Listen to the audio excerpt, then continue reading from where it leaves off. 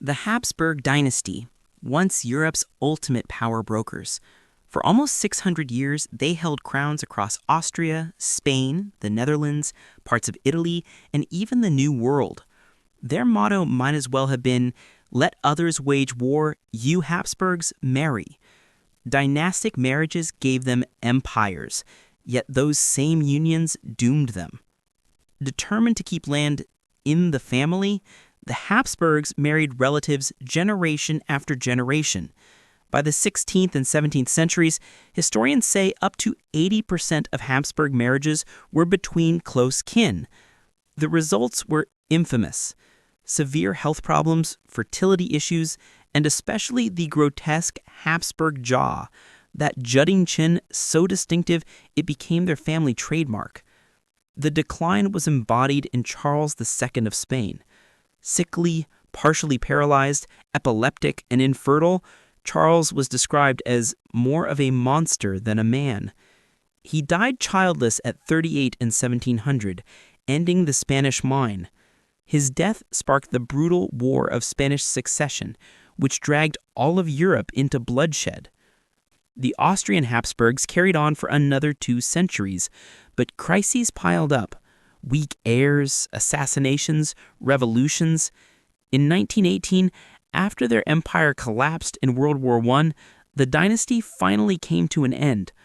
For a family that once ruled half of Europe, the irony is cruel. What made them powerful, those relentless family marriages, was also the very curse that ensured their downfall. The Romanovs, Russia. For over 300 years, the Romanovs ruled Russia as Tsars, transforming it into a vast Eurasian empire. Tsars like Peter the Great modernized the state. Catherine the Great expanded borders as far as the Black Sea. The dynasty seemed untouchable, their palaces glittering with gold. But cracks spread beneath the shine.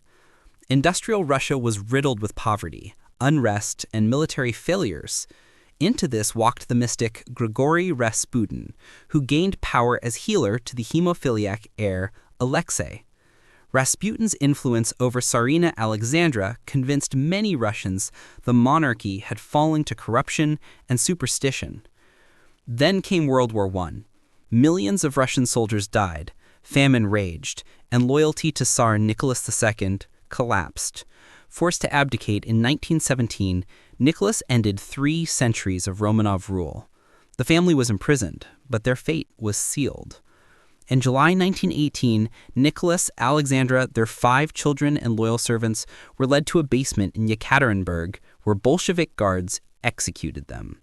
Their bodies were hidden, legends of Anastasia's survival spread, and myths of curses and omens gave their story a dark, almost fairy tale quality. The Romanovs' brutal fall symbolized not just the death of a dynasty, but the death of monarchy itself in Russia, erased in a night of gunfire and replaced by the Soviet state. The Capetians of France, the married-to-death curse, ruled France for nearly 300 years. Under kings like Philip II and Louis IX, they expanded territory, strengthened monarchy, and became one of Europe's most powerful royal houses. But power bred enemies and curses. Legend says in the early 1300s, King Philip IV of France clashed with the Knights Templar, a wealthy military order.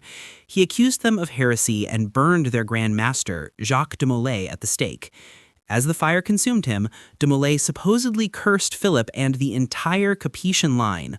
Around the same time, Philip also quarreled with Pope Clement V, tightening the superstition of doom around his bloodline. The curse's supposed fulfillment was swift. Philip's 3 sons each ruled in turn, but all died young, 2 without male heirs, 1 with heirs who quickly perished. Within just 14 years, the direct Capetian male line was extinguished. The throne passed through distant relatives, sparking doubt over who the legitimate king really was. In 1337, this dispute triggered one of Europe's most devastating conflicts, the 100 Years' War between France and England. So the Capetians, once seen as divinely chosen rulers, became remembered for how quickly their greatness collapsed after a fiery curse. Fact or legend, their sudden extinction shaped centuries of bloodshed. The House of Atreus, mythological curse. The House of Atreus isn't history, it's Greek myth, but it's one of the most famous cursed dynasties in storytelling, so that's why I added this in this list. Basically, the gods punished them for betrayal, ambition, and unthinkable crimes, locking the family into generations of revenge. It begins with Tantalus, ancestor of Atreus. He betrayed Zeus himself, serving his own son as food to the gods. The gods restored the child, but cursed the family line forever. His grandson Atreus became king of Mycenae. When his brother Thyestes betrayed him, Atreus invited him to a banquet, then revealed the feast was Thyestes' own murdered children. From then on, a cycle of cannibalism, murder, and vengeance defined the dynasty. Atreus' son Agamemnon led the Greek army in the Trojan War, but his triumph came at a cost. He sacrificed his own daughter Iphigenia to secure favorable winds. When Agamemnon returned home, his wife Clytemnestra murdered him in his bath. Their son Orestes then killed Clytemnestra to avenge his father, plunging the family deeper into the curse. In myth, the House of Atreus symbolizes how cycles of betrayal and bloodshed destroy families from within. Even the gods offered little relief, portraying the dynasty as doomed from the start.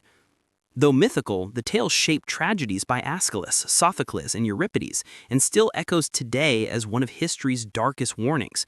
Once a family is cursed, each generation inherits the debt. The Ptolemies, Egypt.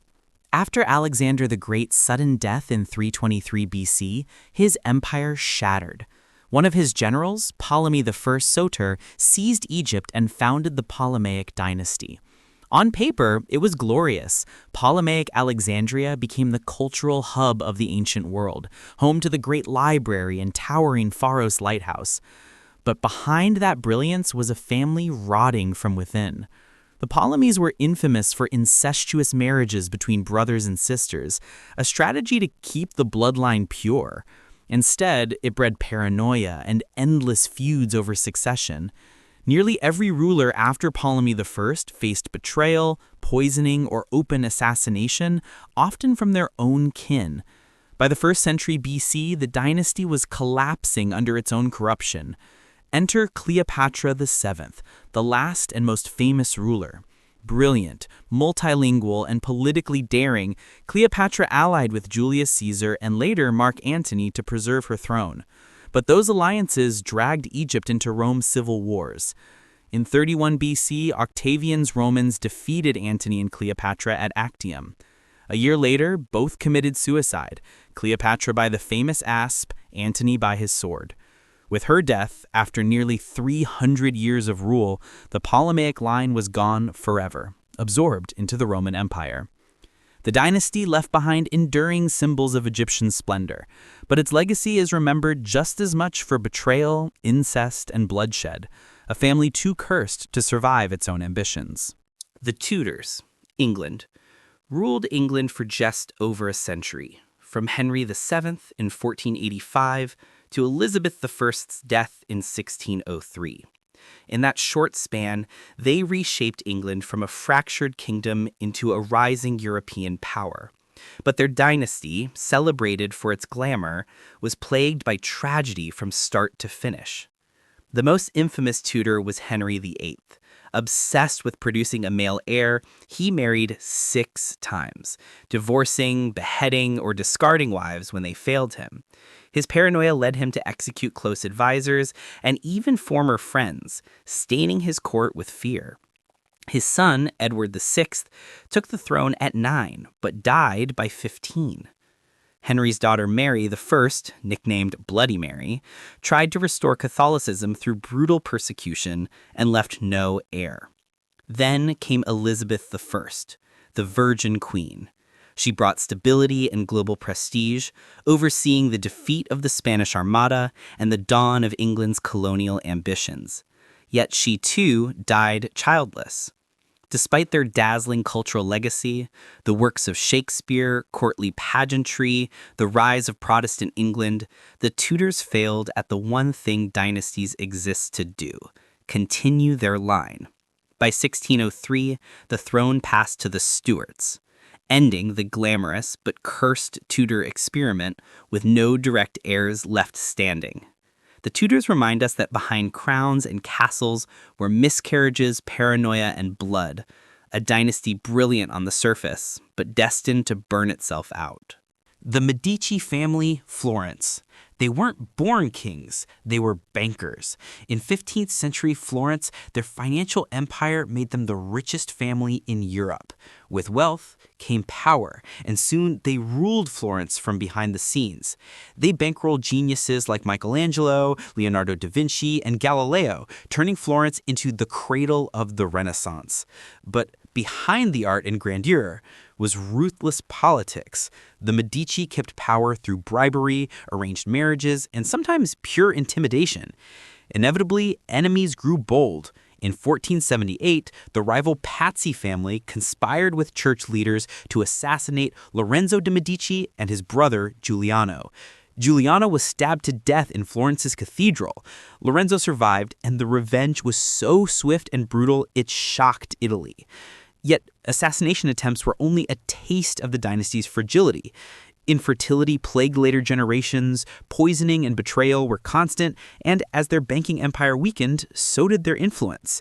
By the 18th century, the last Medici heir died childless, ending 300 years of dominance. The Medicis gave the world art, architecture, and the very spark of the Renaissance, but their dynasty rotted from within. Assassinations, political backstabbing, and a cursed inability to sustain their bloodline. The Ming Dynasty, China. When they rose in 1368, it was a triumph. Chinese rebels drove out the Mongol Yuan rulers, and under Emperor Hongwu, the Ming restored Han Chinese rule. For nearly 3 centuries, they built one of the world's most advanced states, expanding the Great Wall, establishing the Forbidden City, and dispatching Admiral Zheng He on legendary voyages. But power turned inward. Fearing foreign influence, later emperors embraced isolation, cutting China off from trade and innovation. Corruption exploded in the imperial court, with eunuchs controlling access to the throne. Peasants suffered from heavy taxation, natural disasters, and famine. As chaos deepened in the 1600s, rebels across the countryside rose. Bandit armies marched on the capital. In 1644, Beijing fell to rebel leader Li Zicheng. The last Ming emperor, Chongzhen, climbed a hill behind the palace and hanged himself. Within months, Manchu forces swept in and declared the start of the Qing dynasty. The Ming are remembered for brilliance and beauty, but their end was one of turmoil, rebellion, and despair. Their collapse proved how even the greatest dynasties can implode when isolation and corruption replace reform.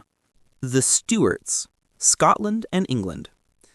They inherited 2 thrones, Scotland in the late Middle Ages, and England when James VI of Scotland became James I of England in 1603. At first, it seemed like destiny, uniting Britain under one royal house. But the Stuarts may be one of Europe's most cursed dynasties. Tragedy shadowed them from the start. Mary, Queen of Scots, one of their most famous figures, was imprisoned and eventually executed by her cousin, Elizabeth I of England. Her son James I escaped that fate, but his reign faced conspiracies like the gunpowder plot of 1605. Things worsened under Charles I. His disputes with Parliament spiraled into the bloody English Civil War. In 1649, Charles was tried and publicly beheaded, the first English king executed by his own people. Although the monarchy was restored with Charles II, the Stuarts couldn't escape instability. His brother James II was overthrown in the Glorious Revolution of 1688, forced into exile. The line eventually fizzled into pretenders scattered across Europe, claiming a throne they could never reclaim. The Stuarts ruled during one of the most dramatic centuries in British history, but they're remembered less for uniting crowns than for executions, exile, and endless upheaval. The Mughal Dynasty, India. This dynasty began in 1526 when Babur, a Central Asian prince descended from both Genghis Khan and Timur, defeated the Delhi Sultanate at the Battle of Panipat. Over the next century, rulers like Akbar the Great expanded the empire until it controlled nearly all of India. The Mughal court dazzled the world with silk, jewels, and monuments like the Taj Mahal, built under Shah Jahan. But beneath the splendor was constant blood feud. Succession wasn't peaceful, it was war. Princes fought their own brothers, blinded rivals, and murdered nephews just to seize the peacock throne. Under Aurangzeb, the empire reached its greatest size, but was hollowed by endless wars, heavy taxation, and growing religious strife. By the 1700s, the Mughal state fractured, governors broke away, peasants revolted, and invaders like Nadir Shah of Persia looted Delhi in 1739, carting away the peacock throne itself. By the time the British East India Company rose to power in the 18th century, the emperors were powerless figureheads. In 1857, during the Indian Rebellion, the last Mughal emperor Bahadur Shah II was exiled and the dynasty formally ended. From emperors who ruled 150 million people, the Mughals had shrunk into pawns of colonial forces. Their jewel had become their curse, a dynasty that died choking on its own infighting. The House of Bourbon rose to power in France in the late 1500s, with Henry IV known for ending the wars of religion. For generations, they reigned as Europe's most glamorous monarchs, building Versailles, commanding armies, and marrying into the Spanish crown. The Bourbon name carried prestige from Paris to Madrid. But grandeur couldn't hide misfortune. Assassins cut down multiple Bourbon kings. Henry IV stabbed in 1610, Henry III of Navarre shot earlier, others nearly killed by plots. Their reign was constantly tested by religious wars, bankruptcies, and misrule. Worst of all came during the French Revolution. In 1793, Louis XVI was hauled before a guillotine as crowds jeered. His wife, Marie Antoinette, followed months later. It was the symbolic beheading of Bourbon glory. Though relatives returned briefly after Napoleon, waves of revolution and exile forced them out again and again. In Spain, the Bourbons clung on through wars and uprisings, but their rule shrank into fragile ceremonial monarchy. Once the most powerful dynasty in Europe, the Bourbons instead became symbols of instability and excess. Their bloodline survived, but their curse was to be remembered mostly for lost crowns and rolling heads. The Aztec royal house, Mexico. This royal line claimed divine origin, their emperors seen as chosen mediators between gods and people. In the 15th and early 16th century, rulers like Moctezuma I and Ahuitzotl oversaw conquests that made Tenochtitlan the jewel of Mesoamerica, with canals, temples, and markets that amazed even outsiders. But their world carried portents of doom. Aztec chronicles tell of comets streaking the sky, strange lights, earthquakes, and unsettling prophecies just before the Spanish arrived. When Hernán Cortés landed in 1519, the reigning emperor Moctezuma II chose negotiation, offering gifts, unsure if Cortés represented gods or invaders. That hesitation proved fatal.